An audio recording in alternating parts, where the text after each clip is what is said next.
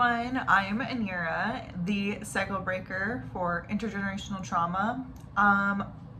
Today I want to go into my creative process, my inspiration, and how I kind of have been breaking my intergenerational trauma cycle, and just getting a little bit deeper into it. I feel called to, and I've just had a lot of epiphany moments lately, so I hope that whatever I say resonates with you, and take what resonates, leave what doesn't.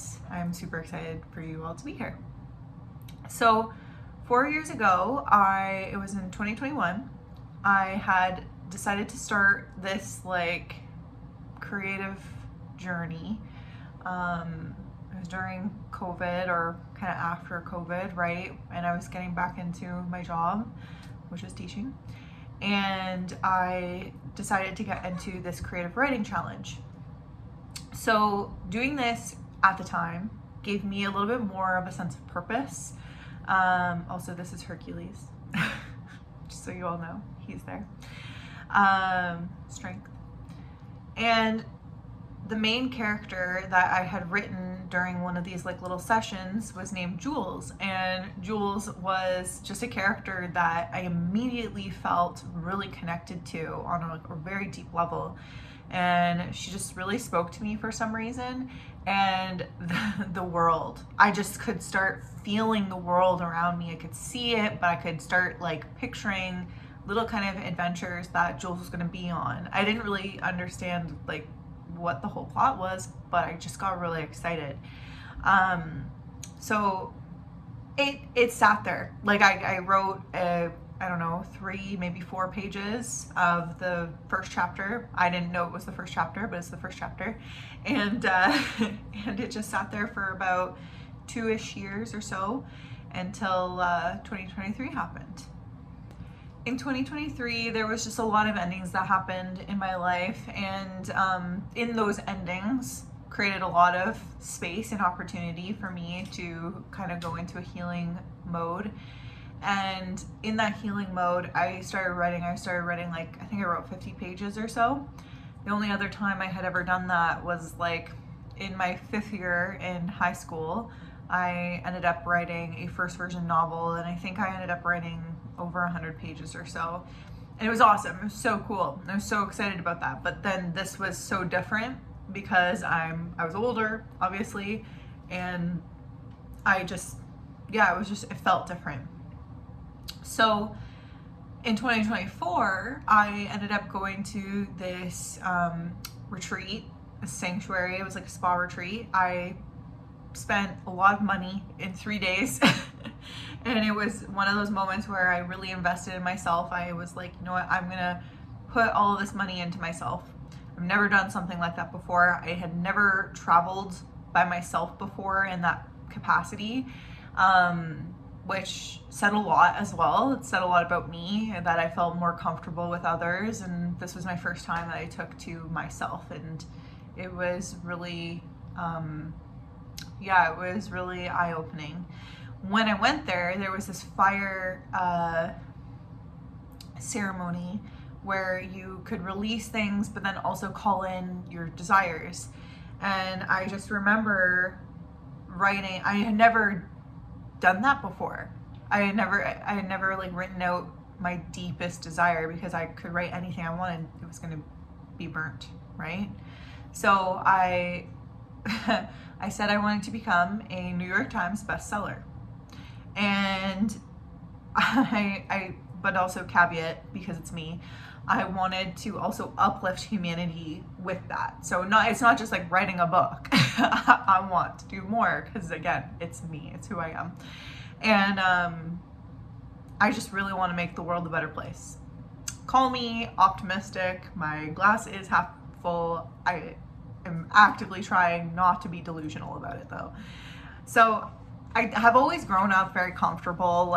I'm a white woman. I understand the amount of privilege that I do have.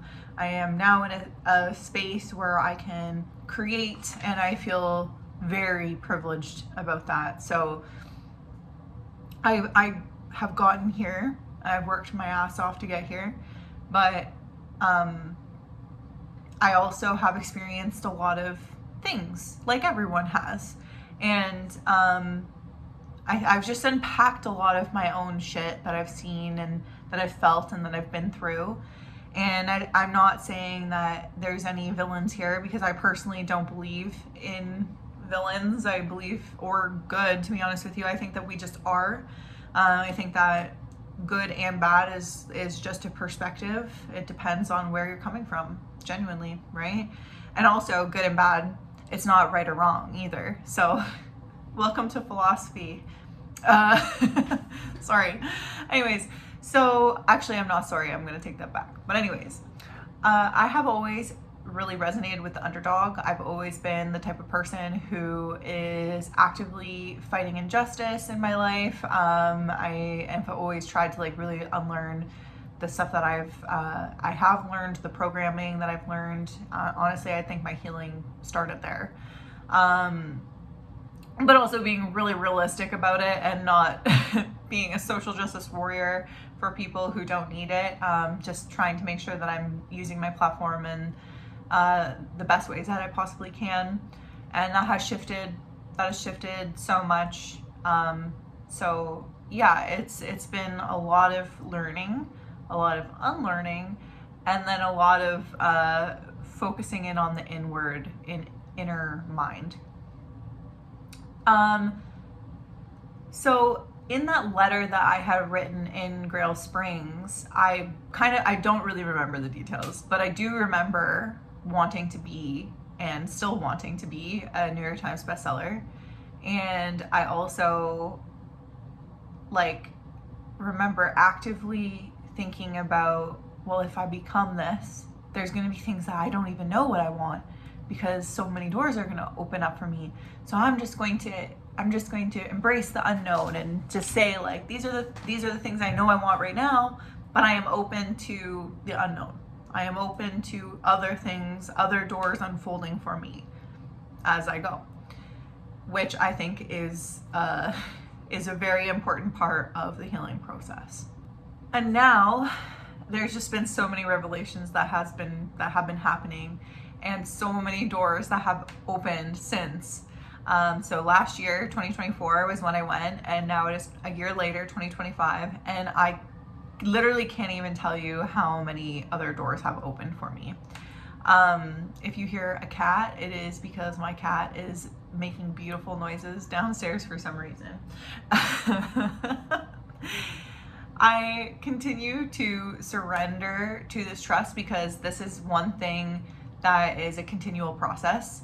I am learning that there's like a lot of things that we hold on to, that we try and grip and we try to like control, because we're just so scared of the unknown, like at a very subconscious level. I'm doing hypnosis right now, and I'm learning it's not just like oh, I forgive you, we're done. It's like, no, there's a lot of deep layers. That is why a lot of therapists, and well, like literally every single therapist out there, is going to tell you that healing is not a linear journey.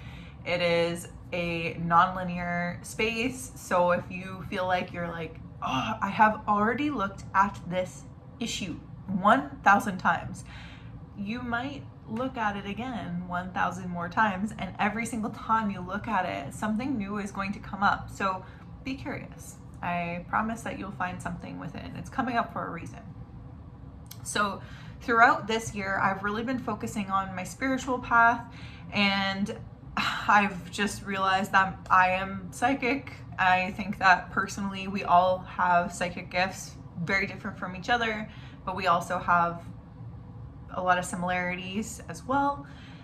I personally have found mine through tarot reading. I'm a big reader, so it's not very surprising. If you have any psychic gifts, I think we all do, and you can activate them. It is interest based, so if you do find something interesting or you're really good at something, that's part of your psychic gifts. And yeah, I think that maybe psychic is maybe the wrong word. Maybe it'll evolve as words do, so who knows. I also found my soulmate, which was crazy. It was a beautiful experience. I was on cloud 9 when I found that out. And I also manifested a really amazing space where there's like forests all around me, and it's just like perfect for me. So like and like also just so many magical moments. Like for example, magical moment today. I pulled this card, 444, earlier, and it's all about protective magic. Did my chiropractor not tell me today about her tattoo? And her tattoo, guess what it was? 444, magic number. And I was like, shut up, because I didn't tell her about this, right? So I obviously did afterwards. And then on my gas mileage, where was it when I got into my car? 444. Like, what is it, right? Like, it's crazy. Stuff like that happens, and crazier stuff has happened to me all year, and it's just been so interesting, and I'm just like, okay, I'm on the right tracks. So it's been a crazy experience. I personally thought, like, in this revelation, the spiritual revelation, I was like, oh, I'm gonna make something so different. I'm gonna make a book that's a mashup between fantasy, sci-fi, dystopian, romance. It's gonna be crazy. But then I literally just had another revelation recently that it's not. It's actually me streaming higher consciousness, and this has been something that I've been like working with for more consciously this year. But I have gone back to when I was like 17, and I was channeling higher consciousness then, and it's pretty cool. Like, it's so insane. So I've been channeling in my writing, and I have the skill of activating people and activating frequencies in my writing. So that's been very, very amazing. And they have told me that there is a mixture of frequencies that are in my book, and that I am a rainbow bridge, and that I am going to be helping bridge the gap between people, because we all have different experiences, past lifetimes,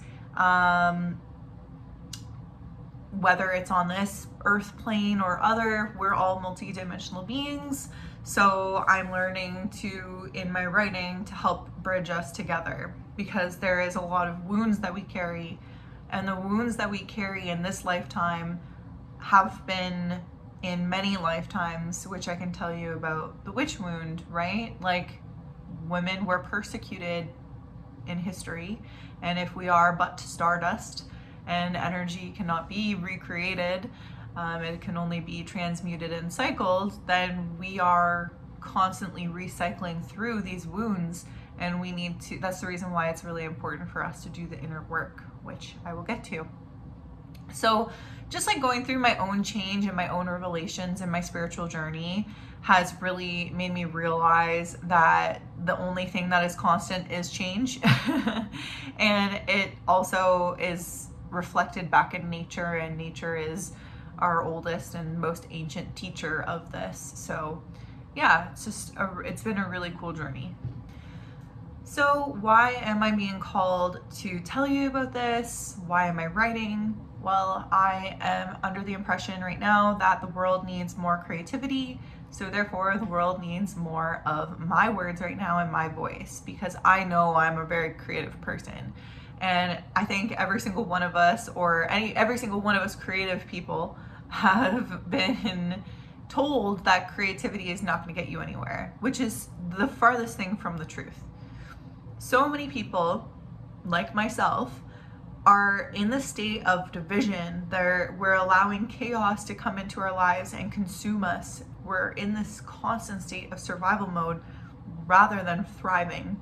So because I was extremely anxious to the point where it was physically affecting me and my output and my job and my every part of my life, I took that and I was like, okay, I need to fix this. I need to focus in on this, because I can't live this way. I know that if I continue forward living in this particular state, I am going to die early, because there is something extremely wrong with my body right now. I would go to like doctors, I would go to all these things, and they're like, oh yeah, you're anxious.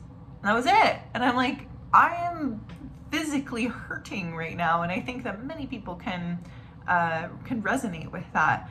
So I decided to eventually, I got up to this point where I could take time off so that I can actually focus in on myself. And that was very difficult for me to go through. It was not just a simple like, oh, time to take off. It was a process. It's a lot. So in this process, I have been realizing through meditation and whatnot that my anxiety is a messenger, and it has been a messenger almost like in a multi-dimensional way to be like, hey, you're not on your highest timeline. You are hurting because you are not living your truth. So I personally think that disease is when you are in a state of unease within your body, and it is your body's way, because our bodies are so wise. I am learning this. Our bodies hold so much knowledge, and when we can get into the somatic practices, and when that's the reason why somatic stuff and grounding has become so popular, it's because it works. And there's going to be so many people who are like, oh, the big pharma companies that are like, oh yeah, you don't have time to do that, or you can't do that. It's not a quick fix like medication is. I'm going to tell you something. Medication did nothing for me. I'm going to tell you that somatic work has done so much. So I also want to say too, that this has been a process, and I was on medication for a really long time, and there was a point where it did work for me to live in a certain way. But now that I am living my best life, medication is not what's for me. So I'm not a medical practitioner. I want to very much say that. And I want you to make sure that you are in consultation with your doctor, with people that you trust, that have your best holistic self in mind. So make sure that you are developing a strong network of people, not just one person. Make sure there's a variety so that you can get a variety of different views and different help, because I do think variety is incredibly important with that. Again, I am not a medical practitioner. This is just my opinion, and I genuinely hope that my opinion helps others. Anyways, so we are multidimensional beings. This is what I've been finding out. So what if I could tell every single one of you that there is a secret that has been hidden behind humanity? And what if I told you that by focusing on yourself and healing yourself would change the world? How many of you feel incredibly uncomfortable with that? Because, oh no, I have to focus on myself. I'm a narcissist. Yeah, that's not true. Okay? Narcissism is a whole other thing. And if there is a narcissist in your life, or there is some sort of narcissist trait that you carry or that you have, that is something that you do have to work on. That's called shadow work, which I will also get into. So I say this because I can tell you that through my own healing journey and working on my internal world, my external world has mirrored this. So, like I said with shadow work, it's not easy, right? Like, I have had to face demons, I've had to face my fears, and I've had to face really dark shadows within me. And I'm still doing it, I'm still working on it with hypnosis, and it's a whole thing. But it has helped me expand and illuminate these areas in my life, this darkness within me, and has helped me align with my dreams. And when I heal, I can heal others, because when I make more space for myself, then I am able to create way more space for others. And when I hold love for me, I hold more love for others, because it's cliche, but hurt people, but healed people heal people. Right now, I'm really focusing on the wound of being seen and heard. And this is something that I struggled with in childhood. I'm pretty positive it was in other lives, past lives as well.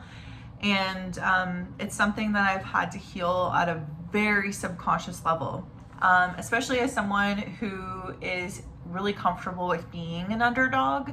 I think that looking at why I have been stuck in that at that level is interesting. So I really try hard to help underdogs like me to heal, and I'm putting all these other people first. But now that I'm putting myself first, I can actually see the expansion that's happening in my life, not just like others. I'm seeing my life expanding. And when I expand, everyone around me who is aligned with me also expand, not just the people who need a specific thing, right? Where this one person is taking and taking and taking and taking. They're not changing, but they're like feeling better and they're taking from me. They don't deserve that because they're not filling me up, right? So you have to find your soul family. You have to find that. And it's not, if it's not in your like blood family, then it can be within your found family, and it could be more than just your friends. It could be your animals, it can be your angels, it could be your guides. There's so many forms of family. We're so not alone. Nature has been a really big one for me personally. So through this healing process and understanding that, you know, I need to kind of level up if I want to be a leader and to be successful, I need to write. I need to get my book out there. And when I write and when I get my book out there, there's going to be more healing discussions that are happening. There's going to be a whole different genre of books potentially about channeled writing, which would be so cool because I already know that there are already so much like pretty much every book is channeled, but consciously channeled, right? So consciously channeled, I think that would be so cool. And I think that it will help like the genre of books expand more. And I think that when we have more expansion, then there's more acceptance, and we do need a lot more acceptance in our lives. My book is going to be free in libraries where people can access it no problem. And I think that will be really cool to see energy exchanged in that way, in that form. That's the reason why libraries are so important. That's the reason why we have the Akashic field, right? We have access to free library and free resources at our disposal that are not like that we can get within our knowledge. My book holds healing frequencies and codes and activations from so many different sources. I'm just realizing that my book is not just a book, it's an experience. So when you read it, it is going to activate something within you, some deep sort of knowledge, and you will have an epiphany moment, because that's just what I do with people as well in my life. So I hope that helps you. I know that this matters because the people who are in power right now don't want to change or lose their power. So they want more and more and more. And as they do so, they are realizing that books are incredibly important in shaping people's realities and giving people power and activations. And that's the reason why they're burning books, they're banning books, is because you are able to freely get knowledge and to change your opinion. People who are in power right now want to stay in power. They don't want to change, right? So I think it's more important than ever to read books, not just my book, but books in general. Books are powerful. Words matter, and I'll fight anybody who tells me otherwise. But I won't actually, because all peace and love here. Everything is changing right now in the world. You don't have to play other people's games. I invite you all to illuminate your path and your inner world. Face your demons, because you might realize that some of those demons are actually self-inflicted, self-sabotage, and you have the personal responsibility and power to invest in yourself and to change those things. You also might realize that some of those demons aren't actually yours.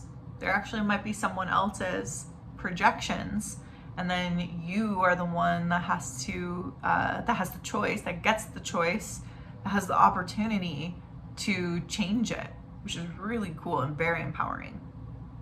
So I'm here to offer you hope. If you want to start your healing journey with just reading a book, then mine is available on Substack for free, at least the first 14 chapters. So if you are looking to get some sort of activation in your life in a fantastical way, and that speaks to your soul, my book is available. Or maybe there's a book on your shelf that you need to read. Try it out. Let me know what energy resonates with you if you do end up reading my book, because I just think that would be so cool. I love connecting with people. So let me know if there's like a dragon energy that you feel, maybe fae energy, elemental energy. There's a lot of energies in the book. So please let me know what you get. Everyone's going to have a different experience on this journey and like a different perspective. So I really would love that. But I just want to leave that when you heal, we all heal. So have fun on your healing journey, and I look forward to all of your comments.